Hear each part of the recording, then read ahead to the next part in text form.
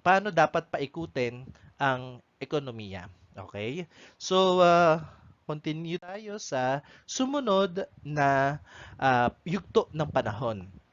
So, during the Age of Enlightenment, nabubuo na dyan yung mga idea na dapat ay may observable facts for us to explain certain phenomena, be it natural or social. Unti-unti, no, isinisilang yung positivism, pero really, informally, ito ay pinropose ni Auguste Comte. Okay? Bakit nagkaroon ng positivism nung 18th to 19th century? Okay, kasi ang daming mga naranasan ng mga tao na gusto nilang maunawaan ng base sa real world data. Okay, gamit ang kanilang physical senses. Hindi base lamang sa spiritual explanation, metaphysical explanation. Okay? So, Age of Enlightenment ay sinundan ng yugto ng panahon na kung tawagin ay Industrial Revolution, isinulat ko pa dyan /Age of Imperialism. Okay? Kasi magkaibang perspective yan, pero pareho yung naganap during the same time frame, 18th to 19th century. Ano-anong nangyari nung Industrial Revolution or Age of Imperialism? At bakit isinulat ko rito, wari isinilang na ang sociology, anthropology, at psychology. Okay? So, ang daming mga social phenomenon ang pinagdaanan ng panahon na yan. Kasi itong panahon na ito ay tinawag ding Age of Revolution. Okay? So, yung mga tao nagdadanas ng mga oppression, 'di ba? Kasi nung napunta yung capitalism on its height, no, yung mga bourgeoisie na dati-rate nung Age of Enlightenment, ayaw nila sa mercantilism kasi parang umaabuso ang government. Pero nung Industrial Revolution naman, sila naman ang nakitaan ng pang-aabuso ayon sa ating mga thinkers during these times, 'di ba? So nung Industrial Revolution, para alam natin bakit umabuso ang mga bourgeoisie. Okay? Yung mga owners ng mga business, mga capitalist. Okay? Kasi nung Industrial Revolution, balikan lang natin yung history, nauso dito yung mga iba't ibang mga makinarya na pinapagana ng mga steam, 'di ba? Ng mga diuling, yung tren, mas napabilis ang transportation noon, ginagamitan ng uling, nagkaroon ng steamboat, steam engines, mga factory, napabilis ang mga production ng mga pagkain. Pero yung mga capitalist na mga may-aari ng mga businesses na yon, lalo silang yumayaman, yung mga mahihirap, naaabuso, na-oppress sila. Yung mga proletariat, yung mga workers, yung mga kababaihan naaabuso, yung mga bata nagtatrabaho.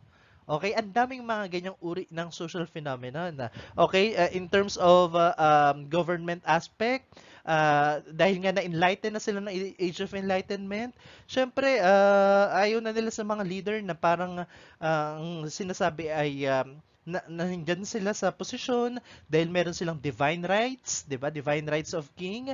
So nire-reject na nila yung mga ganyang idea, dumadating sa point kapag kaayon nila sa hari, sa reyna, napupugutan ng ulo. Okay, those are some of the social phenomena na napagdaanan ng Industrial Revolution. Okay, mas lalo dito na-emphasize yung modernity. Although sabi ng iba, nag-start ang modernization nung Renaissance, pero nung Industrial Revolution, mas nag-urbanize pa yung daigdig, particularly in Europe. Okay? Kasi dyan nag-start talagang Industrial Revolution. Kasi dyan nila na-invento yung mga steam engines eh. 'Di ba sa England. Okay, so sa Europe, habang nagaganap yung Industrial Revolution, anong nangyayari sa Amerika, sa Africa, sa Asia? Binalikan ulit ng mga Europeans, nagkaroon ng second wave of Age of Exploration. Pero this time, na-explore na nila yan dati eh. They call it now as Age of Imperialism. Ay, parang nabura. Ayun, kaya ka back to back. Habang nag-industrialize ang Europe, yung the rest of the world ay ini-imperialize nila, binabalikan nila. Okay? just like in Africa, binalikan nila, nagkaroon ng scramble in Africa, pinaghati-hatian niya ng mga Europeans. So ngayon, mas maintindihan na natin, bakit isinilang ang sociology, anthropology, psychology, isa-isahin natin. Let's start off with sociology. Okay, bakit isinilang ang sociology? Kasi ito yung term, first and foremost. Ito yung term na ibinigay ni Auguste Comte.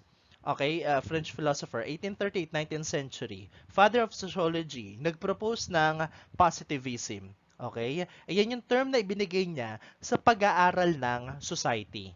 Parang general term, 'di ba? Pero ngayon ang general term natin in 21st century, well, starting from 20th century to 21st century, the general term for disciplines that study society is social science. But way back then, during the time of Auguste Comte, he used the word sociology para sa pag-aaral ng society. Okay? So bakit nagkaroon ng pag-aaral ng society in an empirical manner? Dati pa naman pinag-aaralan ng society, 'di ba? Nung panahon pa lang nila a classical antiquity, pinag-aaralan na, 'di ba? May polis nga sila, may political thought, polis itself is a society, it's a Greek society. So, interesado na sila doon na pag-aralan. Okay, pero yung as formal as social science ngayon, it was started by Auguste Comte, 'di ba? So, yung sociology, pag-aaral ng society in an empirical way, okay, using then the philosophy of positivism, it's really started during the Industrial Revolution. Dahil na rin sa mga naganap na mga social phenomena, ang daming mga social problems, they really want to understand it, but not in religious perspective, not in theological, not in metaphysical, not really in philosophical, although philosophy very important pa rin yan sa sociology. Okay? But it's more on scientific naman. Okay? So, balikan na etymology, sociology. Socius means people together, logos means study of. Ngayon, yung sociology na sinimulan ni Auguste Comte, okay, as a discipline na, hindi lang basta sociological thought or something like that. Ngayon, hindi na lang siya basta general term for study of society. Kasi we placed social science as a general term, 'di ba? Para sa mga nag-aaral ng society ngayon. Ngayon yung sociology in 20th and 21st century, we define that as the study that deals with the systematic study of society, particularly the patterns of human interaction, human social behavior, and the processes that preserve and change humans. Yan ang mga pinag-aaralan ngayon sa sociology. Okay? Syempre, very broad naman pag sinabi lang natin na ang sociology is study of society. Well, political science is also a study of society, economics also.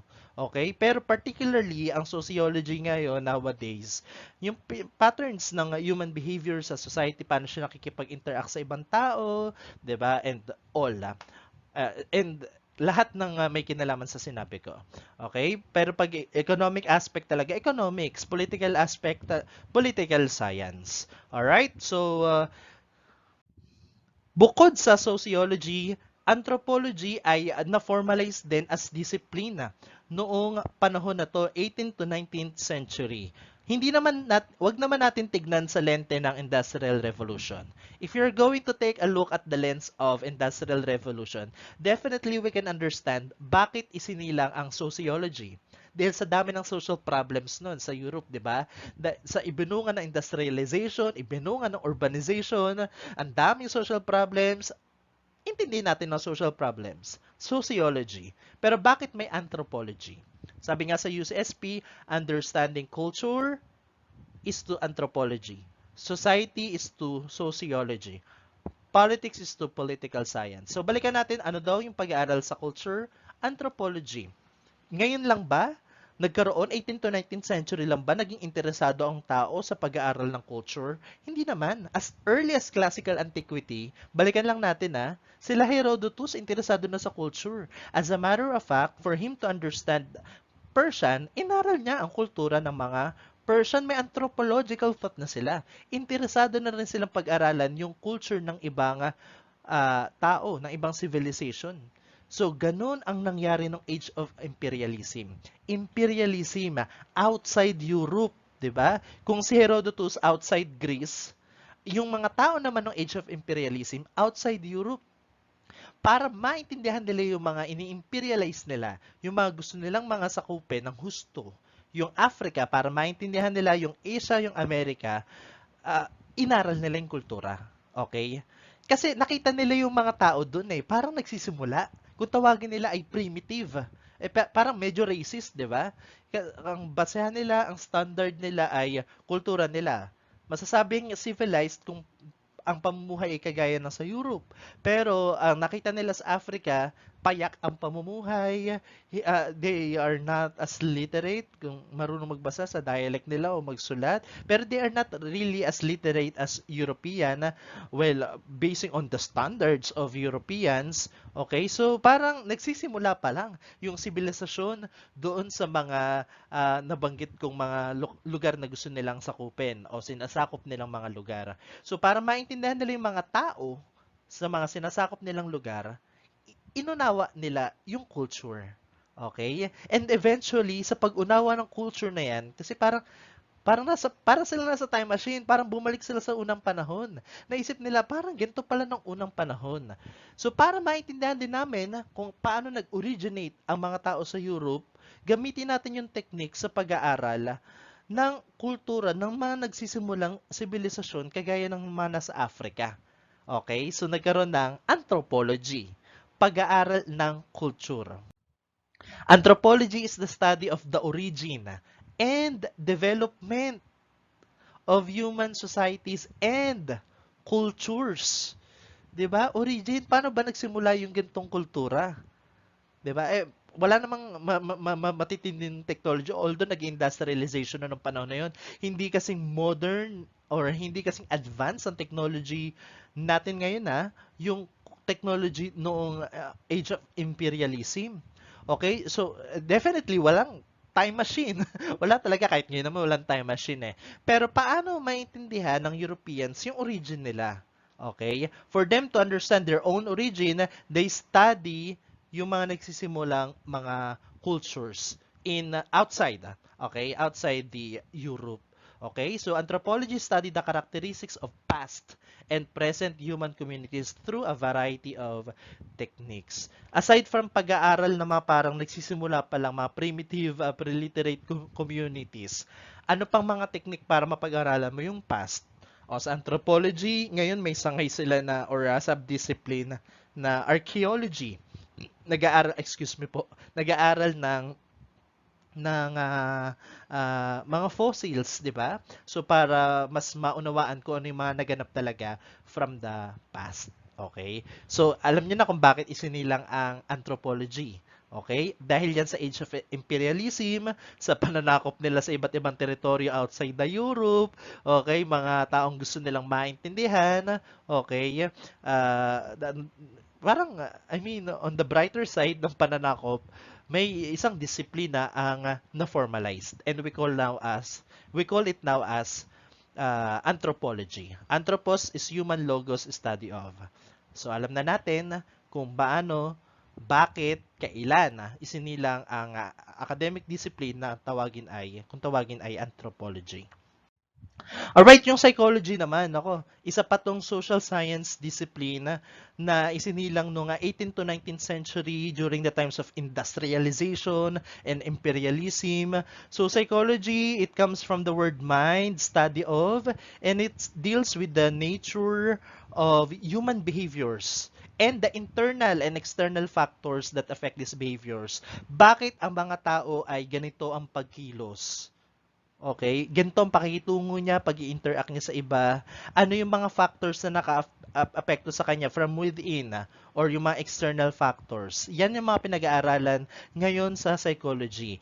Pero yung human behavior ba talagang naging interesado lang ang tao na pag-aralan na ito during 18th to 19th century, during Industrial Revolution? No. Pinag-aaralan na rin yan as early as classical antiquity through philosophy.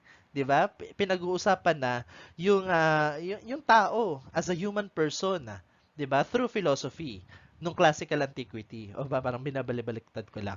Pero nung time nito, okay, nung mid 1800s, merong isang German physiologist. Okay, physiology is a study of it's a natural science that is a study yung functions ng mga human organs natin sa katawan, 'di ba? So Wilhelm Wundt is a natural scientist basically. So ginamit niya yung method ng natural science, which is yung empirical analysis, sa pag-aaral ng human behavior. Kasi kapansin-pansin pinag-aaralan ang human behavior noon pa man, but philosophically, based on observation and logic only. But scientifically, pinag-aaralan na nung panahon na ito yung society. Pinag-aaralan na nung panahon na ito yung culture, 'di ba? Why not pag-aralan din in scientific manner yung human behavior? Okay? Bakit ganito ang kilos ng tao? Bakit naging ganito ang kanyang behavior? All right? So that was introduced by Wilhelm Wundt.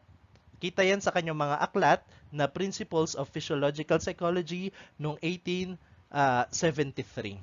Alright? Pero hindi lang si Wilhelm Wundt talaga ang may mga malalaking ambag sa psychology. Later on, sa mga susunod na sessions, makikilala natin si Sigmund Freud at yung psychoanalysis, isa sa dominant approach in the field of psychology. Alright? So yung mga social science discipline, napakarami nila, pero alam na natin kung kailan sila nag-emerge, ano-ano ang mga dahilan, ano-ano yung mga major events na nagtulak sa kanila para mag-emerge. Na hanggang ngayon, dahil sa emergence na yon, ay kasama natin ngayon yung mga social science disciplines, nakakatulong sa atin na maintindihan ang iba't ibang social problems, 'di ba?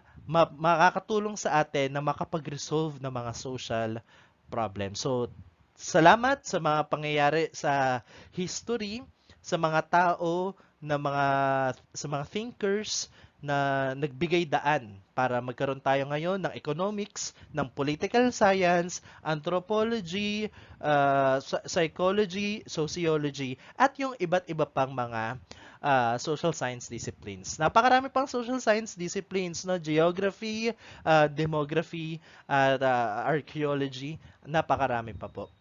Okay. So, sa mga social scientists, sa mga nag-aaral ng social sciences, sa mga social science disciplines, karaniwan na ginagamit nilang research method, okay, para mapag-unawaan yung kanilang mga respective subject matters, ay ethnography. Okay, maraming research methods may quantitative research tayo. Ethnography is qualitative, okay, kasi hindi talaga gumagamit to ng numerical data. Ethnography is more on qualitative data. Alright? So, ethnography, baka magamit nyo to in the future. Meron kayong subject din na PR1.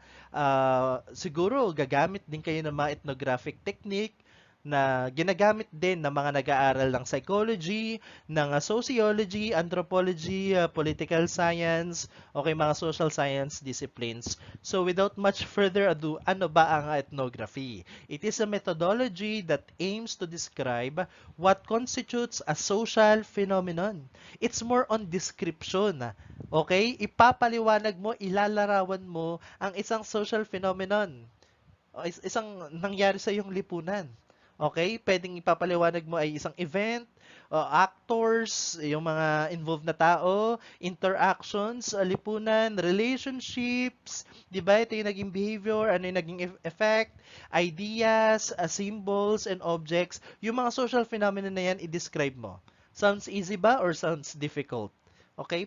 Paano exactly ginagawa ang ethnography. Kung ang aim niya is to describe a certain phenomenon, how can we execute ethnography? Paano ginagamit ito ng mga nag-aaral ng psychology, sociology, anthropology, political science, economics? Ito po ang mga ethnographic technique. Okay, so we have participant observation, we have in-depth interviews. Ay, nako, nawala yung S. Sorry nagmamali yata ako mag-type. Focus group discussion. Lagyan natin ng S. S. Ay, ang galing ko. Okay, focus group discussion, life history method, ocular inspection. Yan. At kung meron pa kayo na search sa internet or sa ibang resources na ethnographic technique, please comment down below or pag nagklase tayo, pwede nyo naman din i-share. Ito, participant observation, very popular to sa anthropology, lalo na kasi nag-aaral yun ng mga cultures talaga eh. Kailangan mo mag-immerse. Pag participant observation, talagang magkakaroon ng involvement yung researcher. Magkakaroon siya ng actual and physical participation doon sa kanyang pinag-aaralan na social group, di ba? Lalo na kung yung phenomenon na yun ay existing doon sa social group na yun. No? So, para maintindihan, i-adapt niya yung mga ginagawa ng mga tao doon para manamnam niya yung way of life. Hindi niya lang basta kakausapin, uunawain niya, gagawin din niya sa sarili niya. Ganun ang participant observation, pati yung mga non-verbal gestures, 'di ba, ay ino-observe. Alright? So, in order to describe the social phenomenon or a certain social phenomenon in a certain group, uh, we can or we can employ participant observation. Okay, sometimes ngayon pandemic, ang hirap naman mag participant observation kasi nga ang daming quarantine measures. All right, so ito in-depth interviews, ginagawa rin ito as an ethnographic technique for us to describe certain social phenomenon. In-depth talaga ha, hindi parang saglitang interview lang or 1-2 questions. It's in-depth, malalim na interview, it's formal.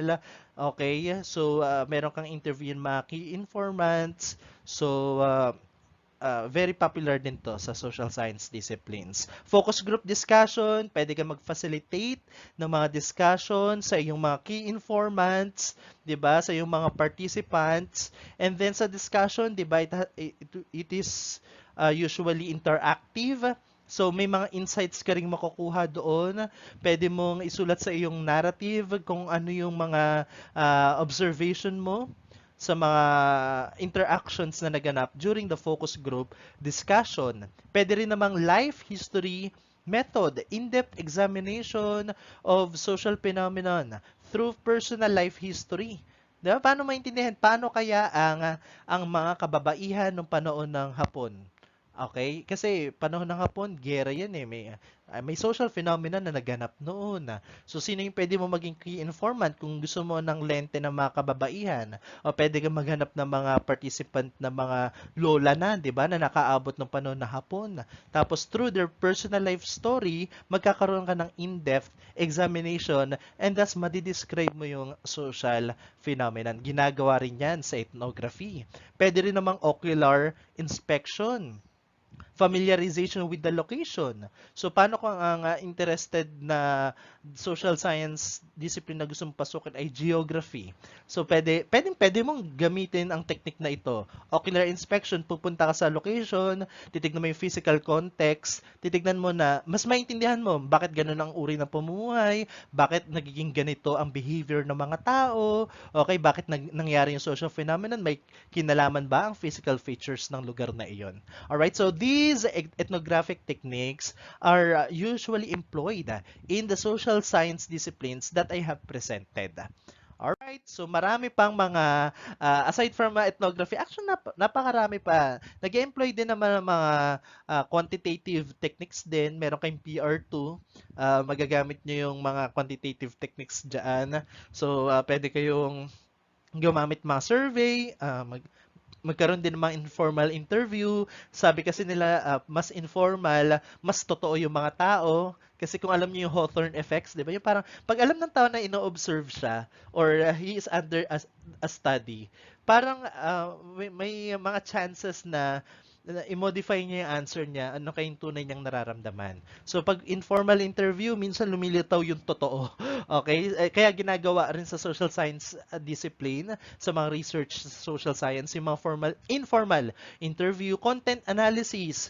Pwede naman na based, parang mga library research method, di ba?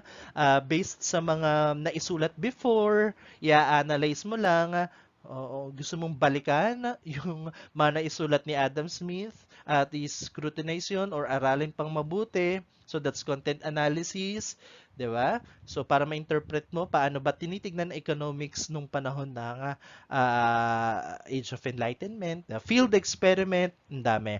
All right, so thank you so much. I think na ipaliwanag na natin ng maayos. Kung meron pa kayong question, please drop down your comments below. Okay, so I hope meron tayong natutunan. We were able to appreciate the emergence of social science disciplines. Nalaman natin ngayon kung ano-ano ang mga social science disciplines, kailan sila nag-emerge, ano yung mga events na nag-push sa kanila para mag-emerge. At I think we are all thankful right now dahil itong mga nag-emerge na social science disciplines ay definitely nakakatulong sa atin ngayon to resolve different social problems, to understand different social problems, social phenomenon. So, maraming salamat sa inyong pakikinig. See you next week sa susunod na lesson sa DISS. Thank you so much, students. See you!